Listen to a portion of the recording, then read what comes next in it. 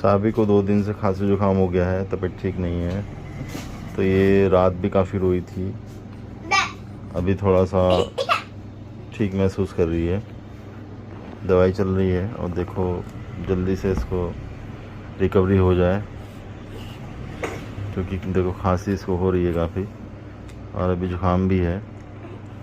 तो जल्दी से ठीक होने की प्रे करना दोस्तों आप भी। और